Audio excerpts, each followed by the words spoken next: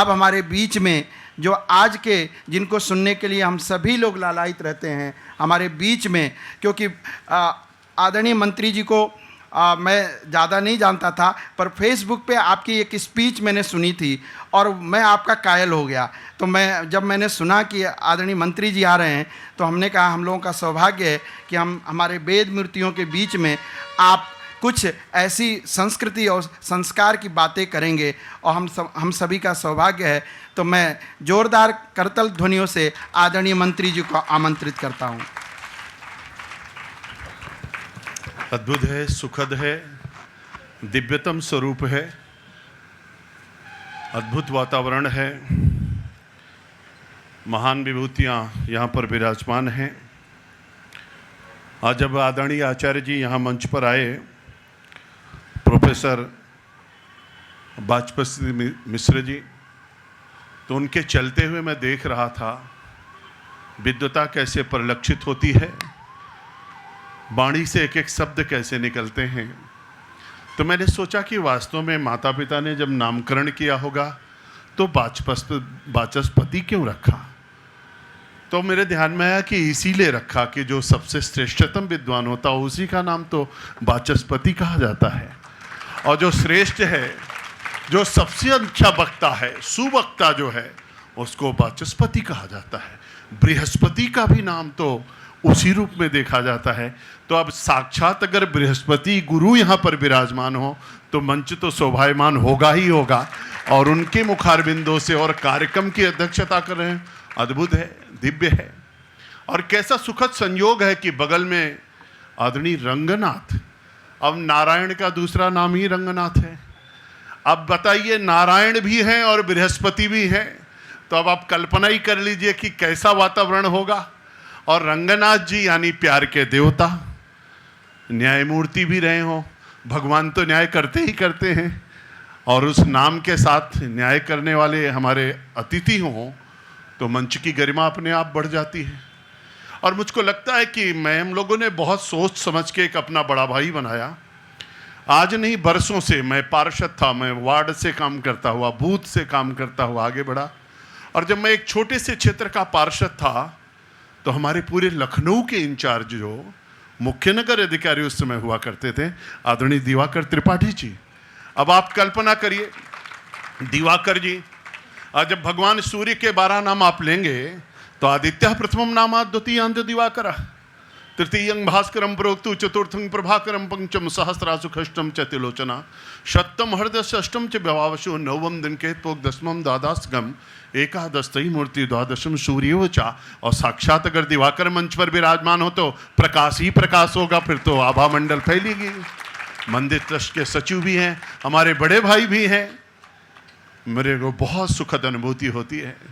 इनकी शालीनता, इनकी संजनता, इनकी कृति, इनके विचार, इनके आचरण, इनके व्यवहार, सब कुछ अद्भुत है। व्यक्ति केवल वाणी से नहीं, उसकी कृति, उसकी वाणी, उसके विचार, उसके हाव, उसके भाव, उसके व्यवहार, सब कुछ बोलते हैं। अगर सब कुछ बोलता हुआ आपको देखना है, आदरणीय दिवाकर जी को देखिए, आपको सब कुछ दिख जाएगा। अद्भुत संयोग है। और कितना सुंदर है कि अगर सूर्य है तो चंद्र भी तो चाहिए, और इसलिए चंद्रकांत जी भी बैठे हुए हैं। तो सूर्य और चंद्र की जब तक मिलन नहीं होगा तो प्रकाश तो आएगा, लेकिन औषधि कैसे बनेगी। औषधि के लिए तो चंद्रमा की शीतलता बहुत आवश्यक है। मंदिर में मैं पहुंचा, धीरे से शीतलता के साथ एक आवाज आई, मुझको बहुत सुंदर लगा। इन्होंने कहा कि सूर्य ने कहा है, चंद्र संदेश लेकर के आया है, आपको कार्यक्रम में आना है। मैंने कहा मैं जरूर आऊँगा, सूर्य और चंद्र को कौन नकार सकता है। तो मैं कार्यक्रम में पहुँचूंगा। और कितना संयोग अच्छा है। आप कल्पना करिए, सूर्य को निकलने से पहले कौन आता है? सूर्य का सारथी कौन है? सूर्य के सारथी का नाम क्या है? अरुण है। और जब अरुण जी संचालन कर रहे हो तो और सुखद संयोग बन जाता है। तो मंच ही कितना सुंदर है, कितना दिव्यतम स्वरूप है। और त्रिपुंडधारी यहाँ पर आप सब लोग विराजमान हो, बटुक बैठे हुए हों, वेद पाठी ब्राह्मण हों, वातावरण को अपने शब्दों और मंत्रों के माध्यम से गुंजायमान कर रहे हों, तो मैं समझता हूँ कि अगर सबसे बड़ा भाग्यशाली कोई है तो तो मैं हूं जो आप सबके दर्शन करने का मुझको सौभाग्य प्राप्त हो रहा है। मैं आपके सबके श्री चरणों में शीश झुका करके आपको बारंबार प्रणाम करता हूं और भगवान हनुमान जी के श्री चरणों में प्रणाम करता हूं, बाबा नीम करोली के श्री चरणों में प्रणाम करता हूं और इस दिव्यतम स्वरूप को प्रणाम करता हूं और धन्यवाद करता हूं आदरणीय चंद्रकांत जी को, जिन्होंने मुझको इस सुखद अवसर पर प्रधान का सुअवसर मुझको प्रदान किया है। रंगनाथ जी ने तो बड़ी सरलता और सज्जनता और शालीनता से कह दिया कि मैं वेद के बारे में नहीं जानता हूं। मैं आपसे कहना चाहता हूं, वेद के बारे में जानना आसान बात नहीं है। वेद तो विद धातु से बना है, जिसका अर्थ होता है जानना। अगर आपको सब कुछ जानना है तो वेद के नजदीक पहुंचिए, वेद आपको सब कुछ बताएगा।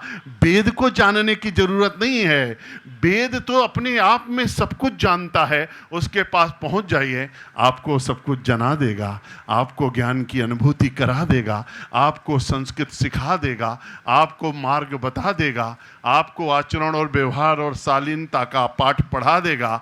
और इसीलिए मैं कहता हूं, अगर भारत की संस्कृति, भारत की सभ्यता, भारत का संस्कार, भारत का अध्यात्म, भारत की वाणी, भारत का विचार सब कुछ अद्भुत है, तो उसके सबके पीछे अगर कोई मूल है तो हमारे वेद हैं। अगर वेद ना होता तो ये सब कुछ होना असंभव था। इसलिए हमने कहा है कि वेद के कारण से ही हमारे संस्कृति है, वेद के कारण से ही हमारा धर्म है, वेद से ही हमारा संस्कार है, वेद से ही मेरा आचरण है, वेद से ही हमारी अपनी सबकी चरित्र के बारे में जो हम लोग कहते हैं कि वृत्तिम संरक्षित वित्त में आती आती चा अछीड़ो वित्तता छीड़ा वित्त तो होता। ये जो हमने सीखा है वहीं तो संस्कार मिल रहा है। अभी आदरणीय आचार्य जी कह रहे थे, प्रोफेसर साहब कह रहे थे, वसुधैव कुटुंबकम, कितना अद्भुत शब्द है। और कह रहे थे कि ये वेद केवल भारत नहीं बल्कि दुनिया का है। भारत तो विश्वगुरु के पद पर आसीन कैसे हुआ? इन्हीं वेदों के कारण से। हमारे ऋग्वेद, यजुर्वेद, सामवेद और अथर्ववेद, चारों वेदों की चर्चा जब चलती है, ऋग्वेद के 1028 सूक्तियों की चर्चा, 10 मंडलों में विभाजित हमारा ऋग्वेद। लोग पूछते हैं, आज दुनिया के अंदर चले जाइए, दुनिया की सबसे बड़ी इंसाइक्लोपीडिया कौन सी है? तो विश्व कहेगा वेद है, जिसमें सब कुछ आपको प्राप्त होगा।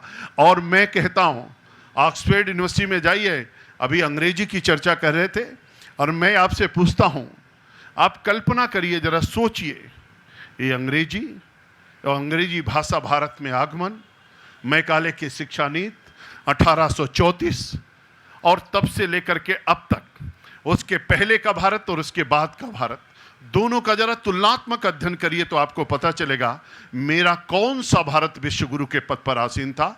तीसरी शताब्दी के पहले का भारत कि तीसरी शताब्दी के बाद का भारत, 19वीं शताब्दी के पहले के भारत और 7वीं 6वीं शताब्दी के बीच के भारत का वह भाग, 712 में दाहिर का आक्रमण, दाहिर के ऊपर आक्रमण मोहम्मद बिन कासिम का, 1191 का तराइन का युद्ध, 1192 का तराइन का द्वितीय युद्ध, वहां से चलता हुआ भारत, पथदलित होता हुआ भारत। मेरा भारत सोने का चिड़िया था, विश्वगुरु के पद पर आसीन था। वो कौन सा भारत था? वो जब वेदों वाला भारत था, तभी तो विश्वगुरु के पद पर आसीन था, तभी सोने का चिड़िया था। जब संस्कृत वाला भारत था, जब संस्कारों वाला भारत था। लोग कहते हैं भाषा का उद्गम कैसे हुआ? अरे भगवान शंकर ने 14 बार जब डमरू बजाया, पाणिनि की सूक्त आई, आयुड़ रिले के योग योच जब हमने सीखा, एक एक व्याकरण की जब व्याख्या हमने किया, जब उस भाव के साथ हम लोग आगे बढ़े, तो लोगों ने कह दिया कि वर्ण वर्ण मिल गए, अक्षर बन जाएगा, अक्षर अक्षर मिल के शब्द बन जाएगा, शब्द शब्द मिल करके वाक्य बन जाएगा, वाक्य वाक्य मिल करके पद बन जाएगा, पद पद मिल करके सोपान बन जाएगा, भावार्थ और सारांश आ जाएगा, फिर जीवन में क्रांति हो जाएगी और फिर आएगा इला और पिंगला का मिलन। तब सुषुम्ना को जागृत करेंगे, तब कपाट खुलेगा, त्रिनेत्र हमारा दिखेगा, ऊर्जा की प्राप्ति होगी, संपूर्ण सृष्टि से तदात्म होगा। और यही तो भारत की संस्कृति है, लोग कहते हैं। और उस भाव के साथ जब हम देखते हैं, तब वेद क्या कहता है, ऋचाएं क्या कहती हैं, सूक्ति क्या कहती है, सार क्या कहता है। बहंति नद्याः स्वयमेव नाभ्या स्वयं न खादन्ते फलानि वृक्षा धाराधरो वर्षति नात्म हेतो परोपकाराय सताम विभूत्या। भारत की संस्कृति कितनी उदात्त है, कितनी श्रेष्ठतम है। लोग सोचते हैं, लोगों के मन में कल्पना आती है लोग विचार करते हैं। अभी यूनेस्को ने क्या कहा, अभी यूनेस्को ने कहा, दुनिया की सबसे बड़ी संस्था ने क्या कहा कि वेद दुनिया के सबसे बड़ी मौखिक और मानवता की सबसे बड़ी श्रेष्ठतम कृति अगर धरती पर कोई है तो वेद है। ये मैं नहीं कह रहा हूं, ये भारत नहीं कह रहा, यूनेस्को कह रहा। कब कहा? 7 नवंबर 2003 को अभी कहा है यूनेस्को ने, और वेद को वो श्रेष्ठतम स्थान प्रदान किया है।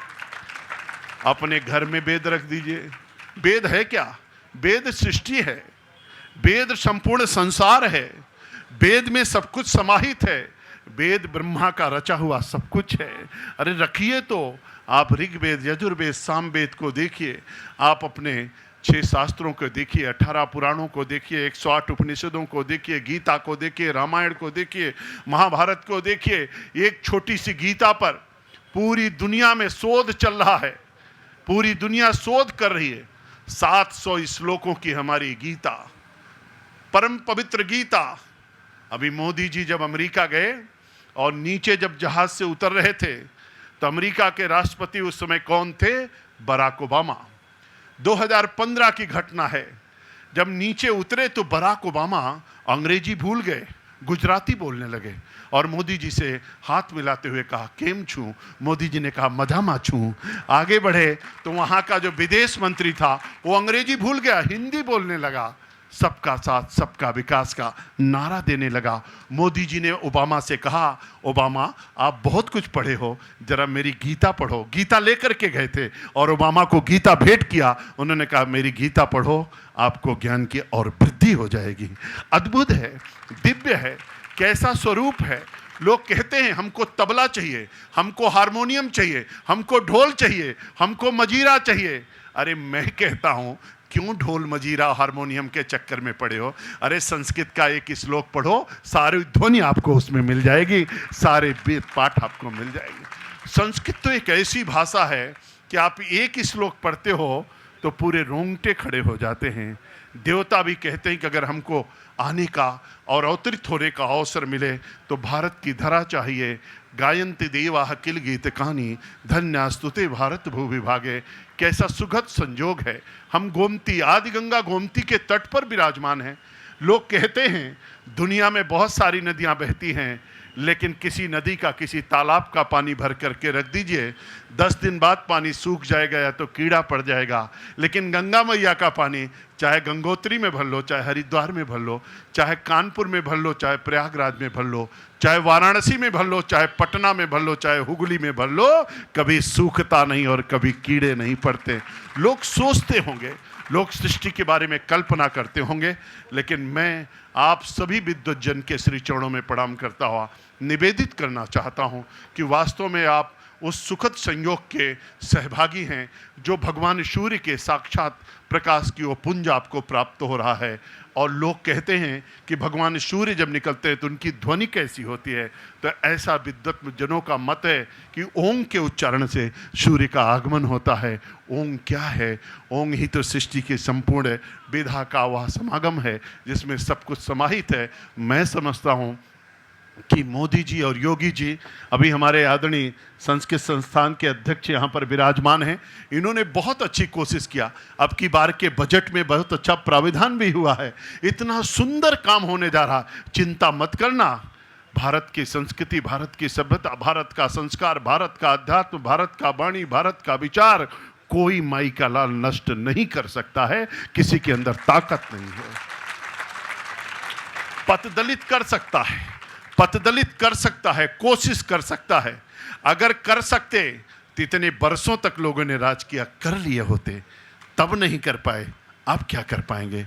और इसलिए आज मोदी के राज में और योगी के राज में कोई सोचेगा तो निश्चित रूप से संस्कृति भी, संस्कार भी, धर्म भी, विचार भी, अध्यात्म भी प्राथमिकता पर होगा। इसीलिए तो मेरी अयोध्या मुझको वापस मिल गई। जो अयोध्या चली गई थी, अयोध्या के जगह पे फैजाबाद हो गया था, आज हमको अयोध्या वापस मिल गई। ऋग्वेद में ढूंढो, आप लोग तो वेद पाठी हो, ऋग्वेद में पूछो, ढूंढो, गूगल से पूछो, ऋग्वेद, यजुर्वेद, सामवेद, अथर्ववेद, गीता, रामायण, महाभारत में पूछो, क्या आपको कहीं इलाहाबाद मिलेगा? आपको प्रयागराज हर जगह मिलेगा, इलाहाबाद कहीं नहीं मिलेगा। आप ढूंढो, आपको कहीं अयोध्या मिलेगा, आपको कहीं फैजाबाद मिलेगा? नहीं मिलेगा, अयोध्या मिलेगा। तो मेरी अयोध्या मुझको मिल गई और मेरा प्रयागराज मुझको मिल गया। लोग कहते थे कि जब कुंभ में स्नान होता था तो कुंभ के स्नान के समय देवता लोग पुष्प वर्षा करते थे। आप लोग सोचते थे क्या वास्तव में करते थे? आज आपने देखा होगा योगी और मोदी के राज में पुष्प वर्षा हो रही है। अब संगम पे स्नान हो रहा है, हेलीकॉप्टर पुष्प वर्षा कर रहा है, अब कांवरिया चल रहा है तो डीजे भी बज रहा है, गायन भी हो रहा है और पुष्प वर्षा भी हो रही है। सब कुछ बदल रहा है तेजी के साथ। लोग कहते थे अयोध्या में भगवान राम का मंदिर कैसे बनेगा? आप चिंता मत करो, आपकी मंत्र में बहुत ताकत है, आपके वेद में बहुत ताकत है, आपकी चीज़ों में बहुत ताकत है। आपका एक मंत्र उच्चारण करेंगे, दुनिया कहाँ से कहाँ चली जाएगी। अरे मंत्रों की शक्ति को पहचानने की आवश्यकता है। वो तरंगे जो बनती हैं, वो जो वेव्स निकलती है, शब्द कभी नष्ट नहीं होता। शब्द तो ब्रह्म है और ब्रह्म कभी कहीं जाता नहीं है। उस तेज पुंज के कारण से ही सब कुछ सुगम होता जा रहा है। लोगों ने कहा कैसे बनेगा? भगवान ने कहा आप लोग कहते हो कि अयोध्या आ जाइए, श्री राम जी आते कोई नहीं, कृपा करते नहीं। उन्होंने कहा कैसे कृपा करूं? मेरी अयोध्या अब है नहीं, जिस अयोध्या में मैं था वहां पर फैजाबाद हो गया। तो महाराज जी ने कहा, योगी जी ने कहा, प्रभु आप चिंता मत करिए, मैं जल्दी ही उसको अयोध्या करता हूं। जब अयोध्या हो गई तो भगवान ने दूसरा संदेश भेजा। आप कहते हो कि मैं आ जाऊं, मैं कैसे आऊं? जब मैं लंका से आया था तो मैं पुष्पक विमान से आया था, विमान है नहीं, मैं आऊं तो कैसे आऊं? उन्होंने कहा चिंता मत करिए, मैं अपना हेलीकॉप्टर आपका दिया हुआ भेज रहा हूं। भगवान राम हेलीकॉप्टर से आ गए। उन्होंने कहा मैं कैसे आऊं? जब मैं आया था तो दिया बहुत जलाए गए थे, स्वागत बहुत हुआ था, अब वहां दिया जलता नहीं। योगी जी ने कहा कोई बात नहीं प्रभु, आपने सब कुछ दिया है। उन्होंने वर्ल्ड रिकॉर्ड बना दिया, इतने दिए जला दिए कि कल्पना नहीं कर सकते। जब दिया जल गया, हेलीकॉप्टर तैयार हो गया, अयोध्या बन गई, तो भगवान श्री राम ने प्रेरणा दिया और न्याय विभाग ने, सर्वोच्च न्यायालय ने अपना न्याय सुना दिया और रास्ता साफ हो गया। मोदी जी आ गए, 5 अगस्त को वहां पर शिलान्यास हो गया और भगवान का भव्य श्री राम का मंदिर बनना भी प्रारंभ हो गया। अद्भुत है। देखते रहिए, समझते रहिए, सोचते रहिए, कोई नहीं दुनिया में ताकत है। इसलिए आपके मंत्र में, आपके वेद में, आपकी ऋचाओं में, आपकी सूक्तियों में, आपके श्रुति में, आपके पाठ में, आपकी संस्कृति में, आपके संस्कार में, आपके धर्म में, आपके आचरण में, आपके व्यवहार में, आपके टीका में, आपके जनेऊ में बहुत ताकत है, बहुत ताकत है। कोई रोक नहीं सकता। एक एक चीज, एक अगर ब्राह्मण, एक वेद पाठी ब्राह्मण, एक कोई व्यक्ति, एक कार्यकर्ता, कोई भी अगर टीका लगा के खड़ा हो जाता है, त्रिपुंड लगा के खड़ा हो जाता है, तो सामने वाले की ताकत आधी हो जाती है। वो आपके साथ आंख से आंख मिला के देख नहीं सकता, इतनी ताकत होती है। आप अपने टीका को पहचानिए, अपने त्रिपुंड को पहचानिए, अपनी शक्ति को पहचानिए, अपने ललाट को देखिए, अपने तेज को देखिए, अपनी ऊर्जा को जागृत करिए, अपनी कुंडलियों को जगाइए, अपने उस भाव की ओर चलिए। ईश्वर क्या है? यही स्वर ही तो ईश्वर है।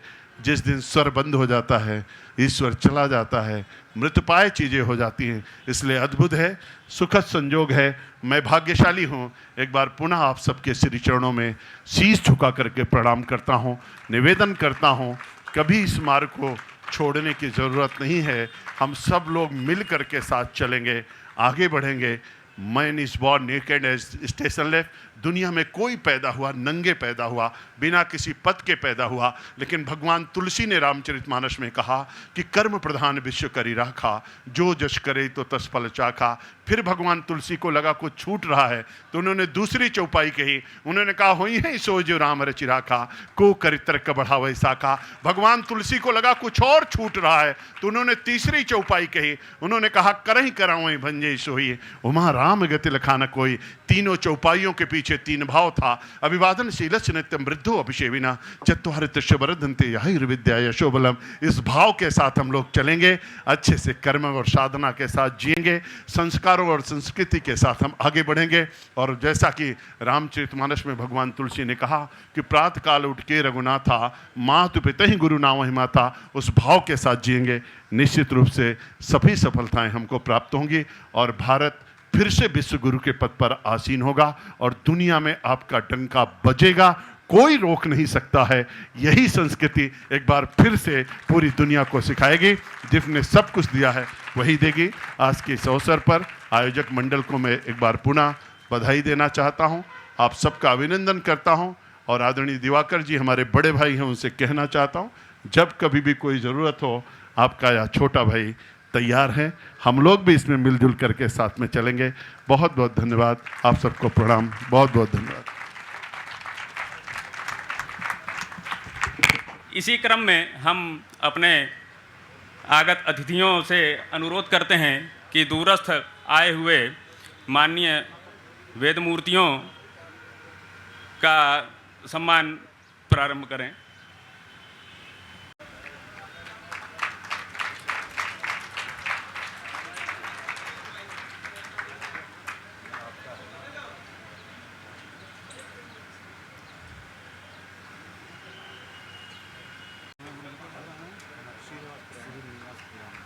वेद मूर्ति श्री श्रीनिवास पुराणिक गुरुजी से निवेदन है कि वो मंच पर आवें।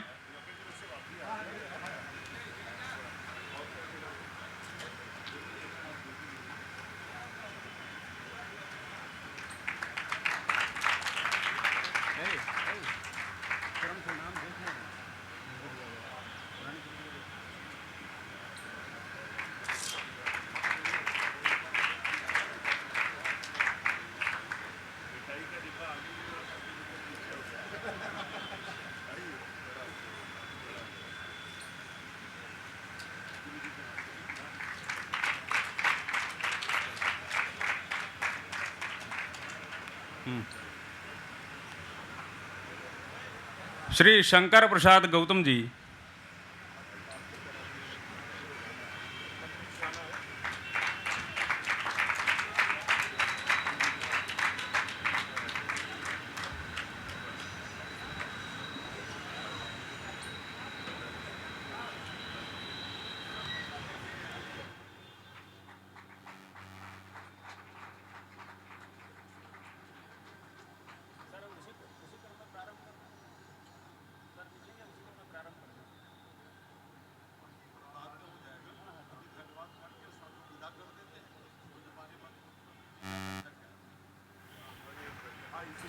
मुख्य अतिथि महोदय की एक आवश्यक बैठक माननीय मुख्यमंत्री जी के यहाँ होने वाली है। इस कारण से इस कार्यक्रम में अभी थोड़ा सा व्यवधान करके ये जो वितरण हो रहा था और हम लोगों ने ये निर्णय लिया कि माननीय मंत्री जी का आभार हम व्यक्त करें मुख्य अतिथि के रूप में और अन्य अतिथिगण का। उसके बाद फिर ये वितरण का कार्यक्रम आगे बढ़ाते हैं। जिस समय इस कार्यक्रम के आयोजन के संबंध में चर्चा चल रही थी, उसके समापन के लिए मुख्य अतिथि महोदय के रूप में किसको आमंत्रित किया जाए, इस बारे में चर्चा हुई। कुछ वर्ष पहले मैंने यहाँ खाटू श्याम मंदिर में चैत्र नवरात्र की पूर्व संध्या में एक कार्यक्रम आयोजित हुआ था 9 वर्ष का। उसमें मैंने माननीय मंत्री जी का संभाषण सुना था। तो मैंने ये विचार किया कि माननीय मंत्री जी से अनुरोध किया जाए और इसके पूर्व कि हम पत्र लेकर और व्यक्तिगत रूप से उनसे अनुरोध करने के लिए और उनका आमंत्रित करने के लिए वहाँ जा पाते। बाबा जी महाराज ने, अब चूँकि वो बाबा जी महाराज के दरबार के बहुत पुराने सदस्य हैं, दर्शन के लिए आए थे और यहीं पर फिर उन्हें आमंत्रित करने का मौका मिल गया। हमारा बहुत सौभाग्य है कि उन्होंने उसको तुरंत ही स्वीकार किया। आज भी वो लखनऊ के बाहर कार्यक्रम में थे, उन्नाव में थे और उन्नाव से फिर वो सीधे इस कार्यक्रम में आए, उन्होंने कृपा की, यहाँ पर पधारे, समारोह की उन्होंने भव्यता बढ़ाई। आपने स्वयं देखा उनकी ओजस्वी वक्तृता, बहुत ही तेजस्वी और दैदीप्यमान नेतृत्व है उनका।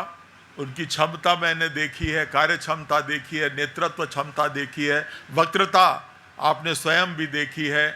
अभूतपूर्व है, अभूतपूर्व है। और ऐसा ओज कम देखने को मिलता है, ऐसा ज्ञान कम देखने को मिलता है। हम बहुत ही आभारी हैं माननीय मंत्री जी के कि वो मुख्य अतिथि के रूप में पधारने के लिए उन्होंने हमारा आमंत्रण स्वीकार किया और आज के इस पर्व की उन्होंने शोभा बढ़ाई। हम उनके बहुत ही आभारी हैं। हम आभारी हैं प्रोफेसर वाचस्पति मिश्र जी के, जिन्होंने यहाँ पर इस सभा की अध्यक्षता का हमारा निमंत्रण स्वीकार किया, वो पधारे। हम लोग उनके विद्वत्तापूर्ण, ओजपूर्ण वक्तृता से बहुत ही लाभान्वित हुए, गौरवान्वित हुए। किस प्रकार से उन्होंने अपनी अभिव्यक्ति की है, बहुत कम देखने को मिलता है। सहज ही विद्वान है, ऐसी अच्छी अनुभूति बहुत कम मिलती है। आप यहाँ पधारे और हमारे इस कार्यक्रम की आपने गरिमा बढ़ाई। हम आपके बहुत ही आभारी हैं और आपसे अनुरोध करते हैं कि हमारे इसी प्रकार से अनुरोध पर आप आगे भी यहाँ पधारते रहेंगे। न्यायमूर्ति श्री रंगनाथ जी पांडे, हमारे माननीय उच्च न्यायालय प्रयागराज के अवकाश प्राप्त न्यायमूर्ति हैं। संयोग से हमारे ट्रस्ट मंडल के भी वो माननीय सदस्य हैं और ट्रस्ट की बैठकों में उनका मार्गदर्शन हमें प्राप्त होता रहता है, बराबर उत्साहवर्धन करते रहते हैं। और जब भी हम लोग किसी भी कार्यक्रम के लिए आपको आमंत्रित करते हैं, आप पधारते हैं और हमको समय समय पर वो हमारा मार्गदर्शन भी करते रहते हैं, उत्साहवर्धन भी करते रहते हैं। हम बहुत सौभाग्यशाली हैं कि इस प्रकार का आशीर्वाद हमको ट्रस्ट की बैठकों में और उसके अलावा भी प्राप्त होता रहता है। हम बहुत आभारी हैं आप सभी अतिथिगण के, जो बहुत दूर दूर से यहाँ पर पधारे और 3 दिन तक यहाँ प्रवास करके आपने ये अनूठा सम्मेलन यहाँ पर किया। ये पहली बार इस प्रकार का सम्मेलन करने का सौभाग्य हम लोगों का प्राप्त हुआ। बाबा नीम करौरी महाराज की कृपा है कि इस प्रकार का आयोजन हुआ। हमारे संसाधन सीमित हैं, हमारे पास स्थान सीमित है, लेकिन उस सब के रहते हुए भी जो कुछ भी हम कर सके उसमें उसको आपने स्वीकार किया, अंगीकार किया और बहुत ही प्रसन्न चित्त से आपने इस समारोह में भाग लिया, समारोह की शोभा बढ़ाई, इस सम्मेलन को आपने सफल बनाया। हम किसी भी प्रकार की अगर आपको कहीं भी कोई कठिनाई हुई हो, कोई त्रुटि रह गई हो, तो उसके लिए हम आपसे क्षमा प्रार्थी हैं। आगे भी इसी प्रकार के सम्मेलनों में आप यहाँ पधारते रहेंगे, इसका हम आपसे निवेदन करते हैं। और इसके अतिरिक्त भी जो कार्यक्रम समय समय पर हम करेंगे, उसमें एक ये भी है कि जो वेदों का ज्ञान है वो जन सामान्य तक कैसे पहुँचे, उसकी परिचर्चा और उसका किस प्रकार से प्रचार प्रसार हम इस मंदिर को, बाबा के इस केंद्र को हम यहाँ से किस प्रकार से हम कर सकते हैं, उसमें हम आपका सहयोग लेंगे। क्योंकि वेद विद्वानों तक सीमित न रह जाए, वो आगे प्रचार प्रसार हो के घर घर तक पहुँचे, लोग जाने समझें इसको और अंगीकार करें। इसमें भी हम आपसी सहायता लेते रहेंगे। हम आभार अपनी उस टीम का भी करना चाहेंगे आज के दिन, जिन्होंने पिछले कई दिनों से अनवरत परिश्रम करके श्री चंद्रकांत जी के नेतृत्व में इतना बड़ा आयोजन किया। आप सभी लोगों के रहने की सुविधाओं की और तमाम तरह से हर प्रकार की व्यवस्थाएं की, बहुत ही परिश्रम किया उन्होंने। उन सब का भी बहुत आभार और उनके उत्साह के लिए हम बहुत प्रशंसा उनकी करना चाहेंगे। मैं एक बार पुनः माननीय मुख्य अतिथि महोदय का, माननीय अध्यक्ष महोदय का और हमारे ट्रस्टी माननीय श्री रंगनाथ जी पांडे का बहुत बहुत आभार व्यक्त करते हैं और कृतज्ञता व्यक्त करते हैं कि वो यहाँ पधारे और आगे भी उनकी कृपा हमारे ऊपर बनी रहेगी। बहुत बहुत धन्यवाद, बहुत आभार।